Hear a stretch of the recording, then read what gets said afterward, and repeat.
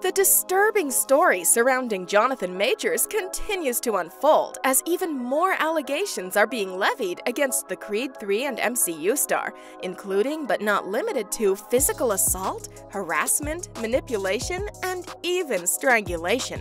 And that's not all. Some fresh details have recently come out that might change the course of the case entirely, including the name of the accuser, which has been kept under covers for now. So if you want to learn about that and much more, you better hang in until the end. The background. But first, let's rewind for a bit. For those of you who don't know, this whole situation has gotten a ton of attention when a few months back, an article by Rolling Stone magazine detailed some hidden secrets about Majors' past, or more specifically, his track record of terrorizing his past partners. To quote one of the women interviewed for the article, it was pervasively known that he was a good actor and that he also would terrorize the people that he had dated. But the situation actually goes a lot further than articles and faraway allegations, as Majors has actually been arrested and detained in relation to assault, similar to the one described in the article, and is set to appear on trial in August. This, paired with the growing pile of allegations from a ton of other sources, as well as Majors' rising star status in the industry, has made this case one of the most important ones in recent Hollywood history. So let's unpack all of that one by one. The March arrest. By far, the biggest detail to come out of the case so far has been the arrest that took place on March 25th, when Majors was brought into custody after he assaulted his then-girlfriend in a cab over texts that he had received from another woman. The story came to public attention when TMZ published a report citing NYPD sources that detailed how on the evening of March 25th, 911 received a call from a woman regarding an assault by her boyfriend, Jonathan Majors.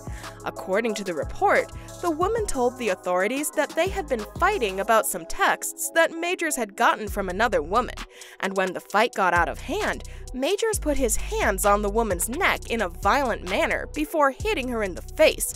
In fact, according to the police, the woman had to be taken to the hospital following the incident.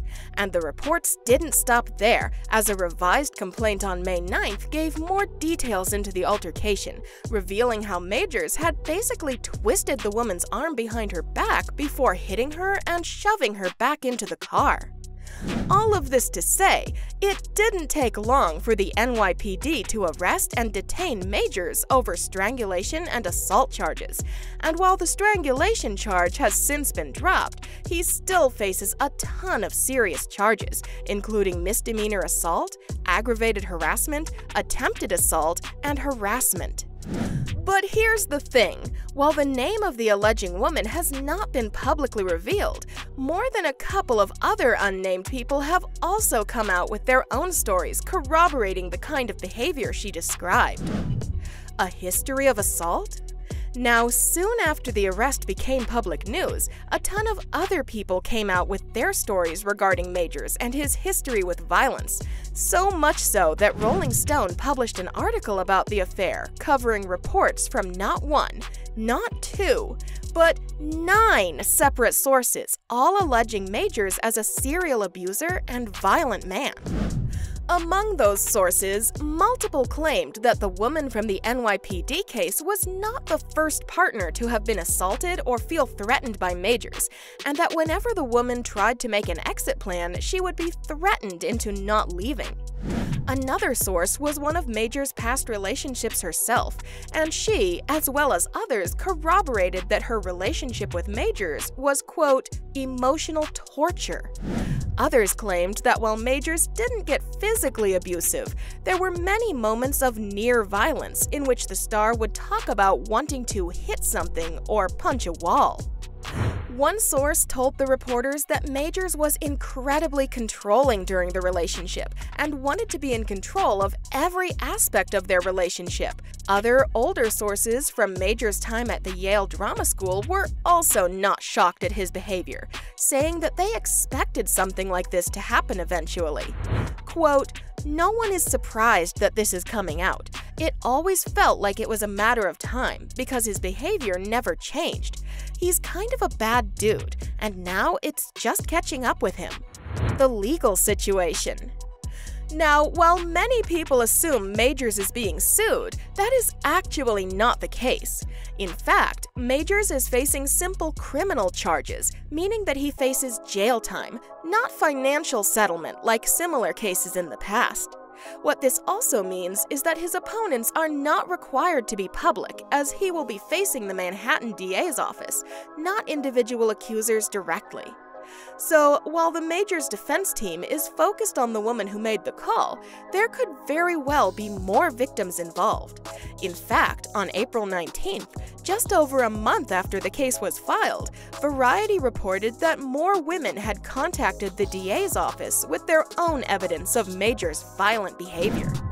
What's more is that the woman who has been targeted by Majors' defense team continues to remain officially unnamed and safe by law since she was granted a full temporary order of protection on April 27th by the court, showing just how serious this case has become. All of this is to say that the actual case, when it takes place in August, will bring about a ton of sensational details about Majors and his conduct. But before that can happen, let's also take a look at what Majors' response to the entire situation has been, as it also reveals some interesting details about the case. Majors' response and cross-complaint. As can be expected, Jonathan's team's first and consistent position was to straightforwardly deny the allegations. But here's the thing. In a shocking move, the Majors' defense has filed an official attack on the purported victim, with Majors stating that on the night of the assault, Jabari was drunk and hysterical when she scratched, slapped, and grabbed at his face, causing pain and bleeding. In fact, in the official complaint that the Majors' defense team filed, Jonathan repeatedly claims that all he did was pull away from Jabari, who grabbed his coat and phone in a car, and goes as far as to say that he never even touched Jabari other than to hoist her back into the car after their fight spilled out onto the street. And while this doesn't necessarily prove that Majors didn't also attack her, with a New York Times report claiming that there might be enough evidence for Jabari's arrest as well, the situation is certainly getting more complicated. And while the reality of the situation will only be revealed in court in August, we would like to now pass the question off to you. What do you guys think happened? Did Jonathan Majors attack the helpless woman? Or was he the victim? Or were both of them involved? Let us know what you think in the comments down below. Click on one of the videos on your screen right now.